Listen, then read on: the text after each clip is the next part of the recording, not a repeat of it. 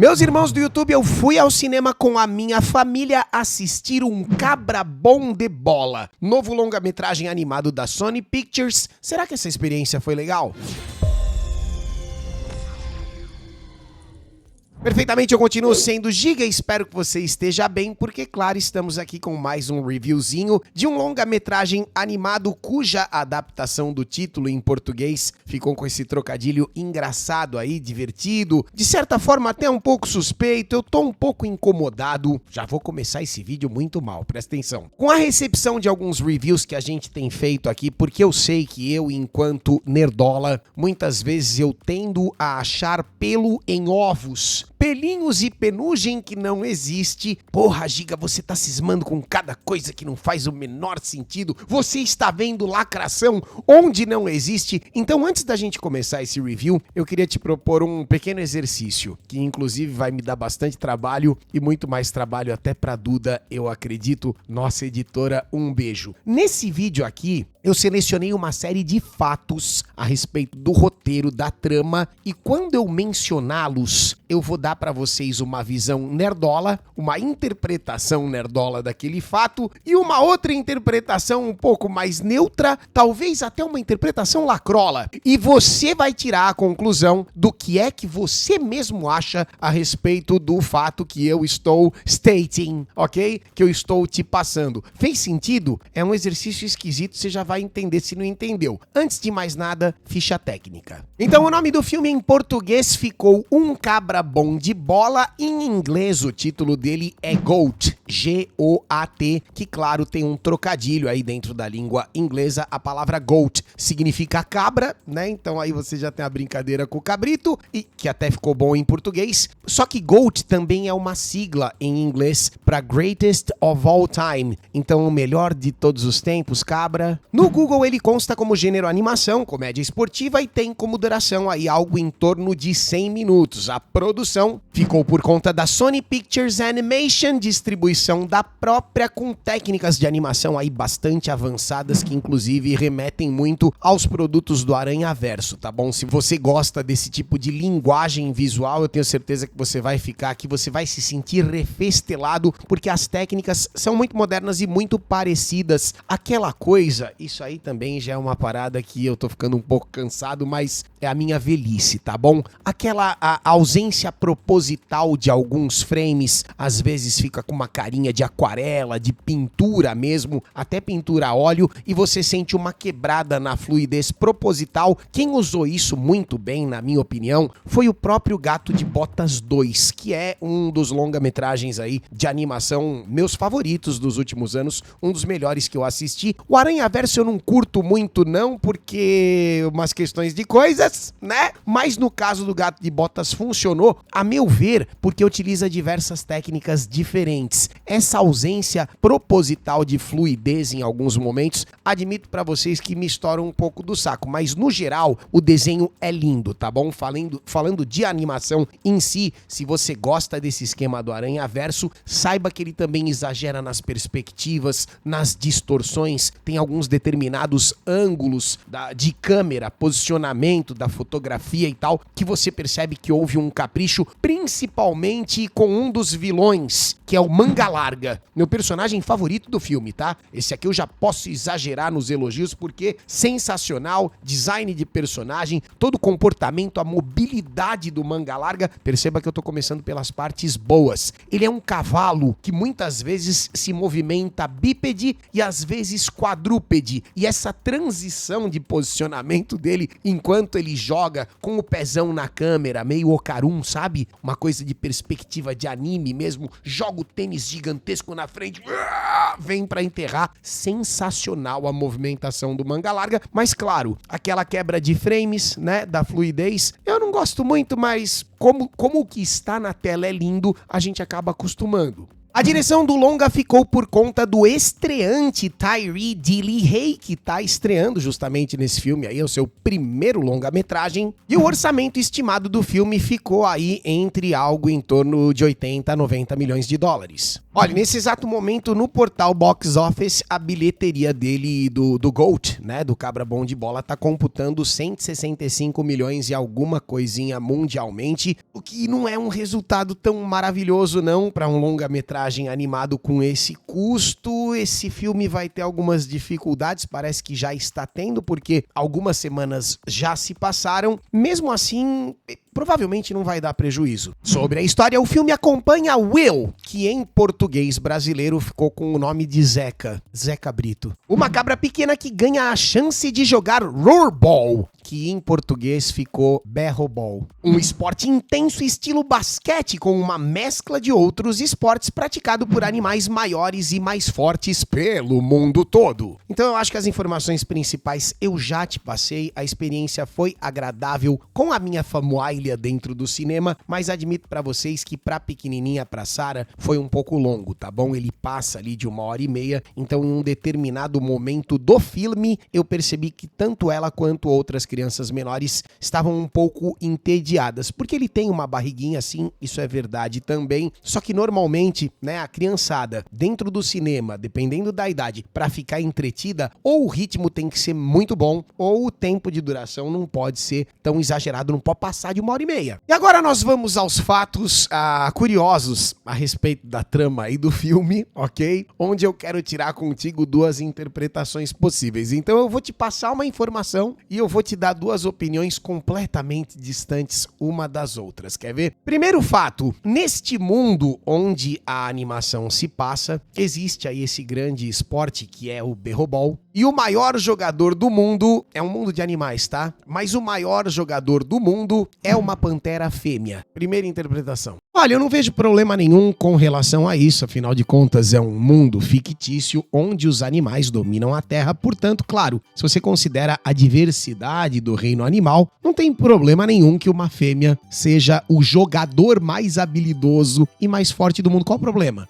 Numa segunda interpretação, talvez um pouco mais nerdola, nós vivemos tempos pós-auge da porcariada woke, e é claro que quando você tem um universo de criaturas, tudo bem, é fantasia, é um reino animal, mas dentro de todo um reino animal de possibilidade, o melhor jogador do mundo mais forte é uma pantera fêmea com um comportamento lésbico, você já fica, né, com uma panterinha atrás da orelha. Eu falei pra você que eu te passaria duas visões possíveis, você tire suas próprias conclusões, tá bom? Numa eu tô com chapéu de alumínio, na outra eu tô com óculos da Lacrate. Segundo fato interessante a respeito desse mundo, a dona do time, onde tanto a pantera quanto o cabra bom de bola acabam jogando, a dona do time é um javali fêmea. E isso também não tem problema nenhum, afinal de contas é interessante que personagens femininos sejam apresentados em posições de poder. Qual é o problema? Qual seria a grande questão com relação a uma javali fêmea sendo dona de um time de basquete ou qualquer outro esporte? Isso, inclusive,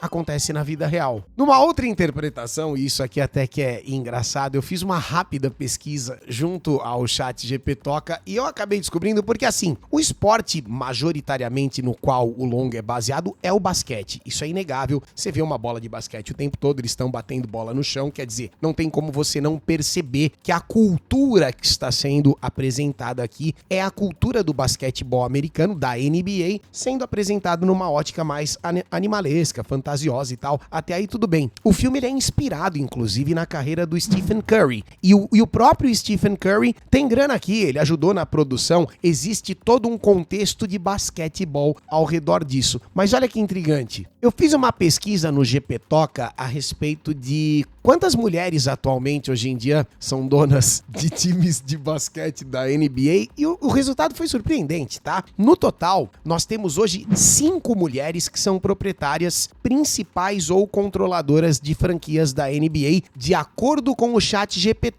e ele ainda reclama. Isso é um número pequeno considerando que a liga tem 30 times. Então, para ele ainda é um percentual que não é o suficiente. Então essas 5 mulheres são a Jeannie Buss, uma outra senhora chamada Miriam Adelson, uma outra moça chamada Ann Walton Kroink, bonitos nomes, né? Gayle Benson e Jodie Allen. São 5 senhoras, né? Com todo o respeito do universo. E eu fiquei curioso a respeito de como essas moças haviam se tornado ali proprietárias dos times em questão. E olha que divertido. A Jeannie Buss se tornou proprietária controladora em 2013 após a morte de seu pai, Jerry Buss, patriarcado. A Ann Walton Kroink é herdeira da fortuna do Walmart e proprietária atual da franquia dentro do grupo familiar Kroink, patriarcado. A Gayle Benson herdou a equipe após a morte do seu marido, Tom Benson, patriarcado. E a Jodie Allen assumiu o controle após a morte do irmão, o Paul Allen, que é o cofundador da Microsoft,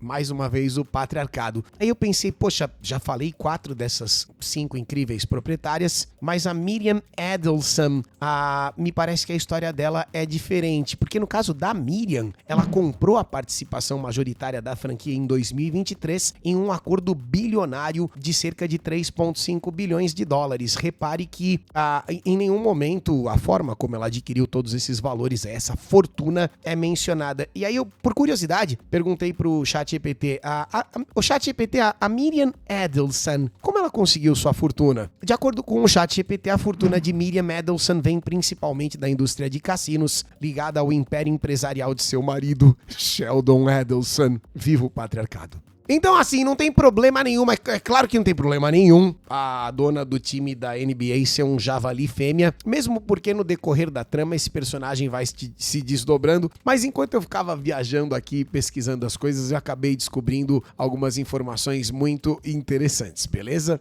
Terceiro fato a respeito da trama, o nosso cabra Will / Zé Cabrito, ele tem um grupo de amigos que é formado por ele, um outro bichinho e uma outra animalzinha. Eu não sei se aquilo era uma chinchila, aquele bicho do Timão e Puma. Não, Timão e Puma não. Timão e Pumba, perdão. Como é que é o nome daquilo, Duda? Suricato!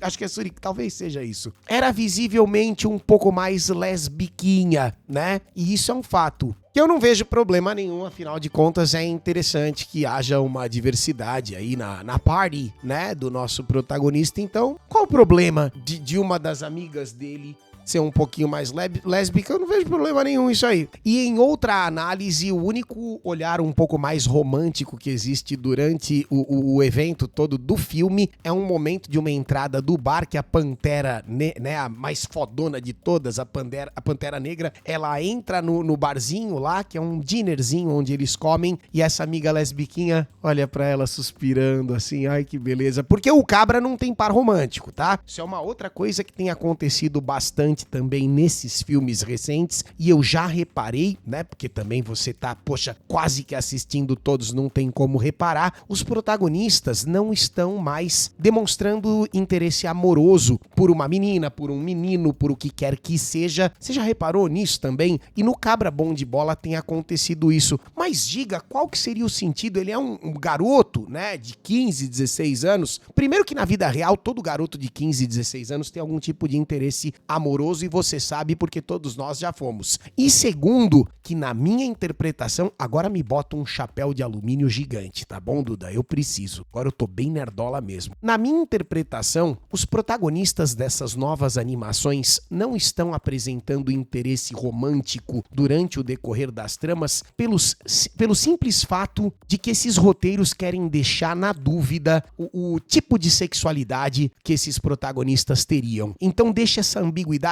ele não demonstra interesse por nenhuma cabritinha, porque claro, quem quiser interpretar que a cabra é gay vai ter margem pra isso, não que ele seja, ok? Mas é que de fato ele não apresenta, né, nenhum tipo de flerte com nenhuma fêmea do enredo. Quarto fato, e esse carrega um pequeno spoiler, você me perdoe, é que em um determinado momento da trama, a Pantera Negra, eu já tava curtindo bastante essa personagem, mesmo com todas as possibilidades, ela puxa pra si a responsabilidade de um jogo e ela meio que ganha a partida sozinha. e os amigos dela se ofendem. O restante do time fica bravo. Essa parte eu não entendi, é um fato, tá? O restante da party fica bravo e muito nervoso com ela porque ela resolveu a parada sozinha e não fez aquele jogo de equipe, né? Não colaborou ali com os amiguinhos. A coisa chega num nível tão esquisito de conclusão mais esdrúxula possível que ela chega a pedir desculpa. Ela pede desculpa por ter vencido a partida. E na hora que ela fez isso eu pensei, será que ela tá pedindo desculpa por ser homem? É um absurdo esse tipo de coisa que eu escuto aqui nesse canal. Eu provavelmente vou me desinscrever dessa merda. Com relação à adaptação, e agora a gente precisa conversar sério, talvez com duas interpretações também, tá bom? Pode ser que o rapaz do óculos aí reapareça. Eu senti que houve uma espécie de liberdade na tradução, adaptação, muito parecida com o que acontecia na década de 90, e aí não tem como a gente não se recordar do clássico Yu Yu Hakusho, que teve uma dublagem fantástica em PTBR, mas que se acontecesse hoje, provavelmente seria crucificada pela internet, porque, claro, hoje as pessoas têm acesso ao material original com muita facilidade e muitas liberdades foram tomadas ali. No caso de Um Cabra Bom de Bola, eu sinto que depois que eles traduziram esse título, GOAT, né, e adaptaram para Um Cabra Bom de Bola, que não deixa de ser uma expressão divertida e que tem um cunho nordestino, né? Eu sinto nessa expressão uma nordestinidade. Olha, acho que eu vou botar o óculos de novo para poder falar essas palavras. Só que a partir dali, eles tentaram puxar toda a adaptação da dublagem. Eu assisti dublado em PTBR, em inglês, são jogadores e celebridades, tá? Jogadores de basquete, inclusive. Mas tudo foi adaptado levando em consideração o Cabra como um personagem nordestino. Então, por exemplo, ele tem um sotaque nordestino o tempo todo, muito parecido com o Cid da Era do Gelo, e me lembrou até a Ruivinha, né? De Sakamoto Days, não lembro o nome dela, Duda, mas ela também, no Sakamoto Days, ela é chinesa, e alguém da dublagem achou que o sotaque tinha que ser nordestino. O nome dele, Will, foi adaptado para Zé Cabrito. Brincadeira, divertida. O esporte se chama Barrel-Ball. A Pantera Negra, em inglês, se chama Jet Fillmore, ok? E em português eles transformaram o nome dela em Jaque Fonseca. É uma parada tão escabrosa pra mim, tá bom? Na minha opinião. Nível Peter Parker, que antigamente no Brasil foi traduzido pra Pedro Prado. Então tem certas adaptações que eu não vejo a menor necessidade. Eu senti que em certa maneira, em certa medida, não foi exatamente uma tradução e adaptação. Eles praticamente recolonizaram o produto pra PTBR, levando toda essa questão da cultura nordestina pra dentro do protagonista, pra um ou outro personagem, e traduzindo e adaptando coisa que de verdade não precisava, ainda mais tendo em vista que você percebe que é uma cultura de NBA, que é uma cultura de basquetebol americano. Então fique estranho, tá bom? Eu não acho legal a dublagem da Ruivinha do Sakamoto, não acho legal a dublagem justamente do Cid da Era do Gelo, embora seja icônica no Brasil. Eu acho que quando existe esse tipo de exagero, muito provavelmente uma neutralidade no sotaque, na dublagem, causaria um resultado melhor. Sobre product placement, já ouviu essa expressão? A gente vê a logo da Under Armour o tempo todo no decorrer do filme, então você percebe que provavelmente houve grana dessa empresa por aqui. E eu li na internet algumas comparações com Space Jam, mas me desculpa, cara, se você for comparar com o clássico, eu diria que Um Cabra Bom de Bola deixa muito, muito mesmo a desejar. E o meu grande destaque é mesmo o Manga Larga, o vilão, gostei muito do personagem, e a questão da fluidez quebrada eu já comentei, né? Aranha-verso na veia o tempo todo, mas os frames faltando, essa coisa, o exagero, né? Porque uma coisa é a genialidade do Gato de Botas 2, é a genialidade das guerreiras do K-pop que praticamente reinventaram a animação tridimensional. Eu tava vendo, né, alguns vídeos, inclusive, no Reels do Instagram, sobre todo o processo de conceito, criação, a criatividade, de como eles causaram uma percepção de 2D em alguns ângulos. Negócio fantástico. Mas aqui é muito estilo e às vezes o resultado na tela, pelo menos pra mim, não impressionou tanto. Então as cenas de esporte são muito bacanas, a questão da distorção e perspectiva que eu já mencionei. Tem uma sacada, talvez acho que a única coisa que me fez dar bastante risada no decorrer do filme foi a Jet Fillmore, a personagem da Pantera, quando ela fica muito brava brava, muito nervosa, ela bota o headset e no Spotify dela, né, no aparelhinho de som dela, tá tocando músicas que são cantadas em miau, miau, miau, miau, sabe? Miau, miau, miau, miau. Miau, miau, miau, miau, miau. Esse cara aí senta na mandioca, eu não tenho a menor dúvida de... Não tem como. Mas o filme é mal montado, o filme é mal editado, ele tem algumas cenas que, sinceramente, eu achei cansativas, principalmente para a criançada que devia ser o público-alvo, e conforme a gente caminha pro final aí da trama, ele acaba ficando meio sem clímax, sabe? E, a meu ver, independente da recolonização adaptativa que eu não gostei, e inclusive das lacradas que, né, acho que foram aqui pontuadas, mesmo com a brincadeira, não é um filme muito legal, não, é uma experiência bem ok e, a meu ver, passa muito raspando ali com uma nota azul. Pra mim, ok? Nota final 5 pra um cabra bom de bola. Se eu fosse você, eu esperaria. Ele já deve estar chegando nos serviços de streaming. Eu demorei pra caramba pra entregar esse vídeo. De toda forma, se te serviu de alguma coisa, né? Se você deu uma risadinha ou se você curtiu alguma das informações, clica na curtida, beleza? Deixa o seu comentário, tô contando com isso também. Tem sido um 2026 incrível, de idas incontáveis ao cinema, sei lá quantas vezes eu já fui, só essa semana passada, só no mês de março, mas eu pretendo continuar indo e entregando muitas coisas pra vocês. Ainda essa semana deve sair o nosso review de Iron Lung, que tá bem atrasado, entre tantas coisas que vem por aí, beleza? Por enquanto, obrigado por mais um vídeo, vocês são incríveis e estudem inglês. Com o método BWay do professor Jonas Bressan, você vai ter acesso ao curso de inglês mais vendido da internet brasileira.